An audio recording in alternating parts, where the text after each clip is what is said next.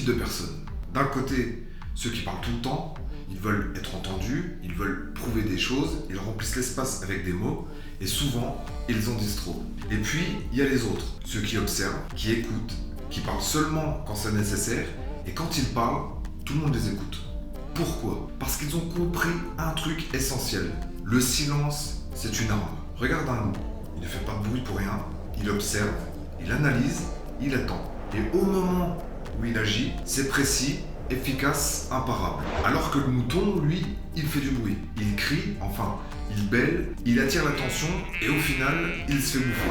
Et c'est exactement ce qui se passe dans la vraie vie. Ceux qui parlent trop se mettent en danger. Ils révèlent leurs intentions, ils se justifient pour tout et rien et ils se rendent prévisibles. Mais imagine maintenant que tu commences à penser comme un loup, que tu parles moins, mais que tu écoutes plus. Que tu laisses les autres se dévoiler sans avoir besoin de dire un mot. Que tu sois celui qui analyse avant de réagir. Tu vois, les plus grands stratèges ont toujours fonctionné comme ça.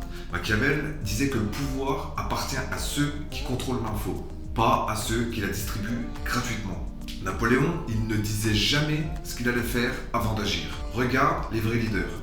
Ils n'ont pas besoin de crier, ni d'en faire des tonnes. Ils imposent le respect par leur présence, par leur silence. Le silence, ce n'est pas être passif, c'est être en contrôle. Et franchement, pose-toi la question. Combien de fois t'as perdu une opportunité juste parce que t'as trop parlé ? Combien de fois t'as donné trop d'infos ? Combien de fois tu t'es justifié alors que t'avais même pas besoin de le faire ? Maintenant, imagine que tu maîtrises ça, que tu sais quand parler, comment parler et surtout quand te taire. Tu crois que ça changerait quoi dans tes relations, dans tes discussions, dans la façon dont les autres te perçoivent ? Parce que la vérité, c'est que la plupart de ceux qui maîtrisent le silence ne se font pas manipuler. Ils créent un mystère, ils imposent une présence et surtout, ils prennent l'avantage sans effort. Et bien sûr, il y a des moments où il faut forcément parler. Par exemple, quand tu fais une présentation.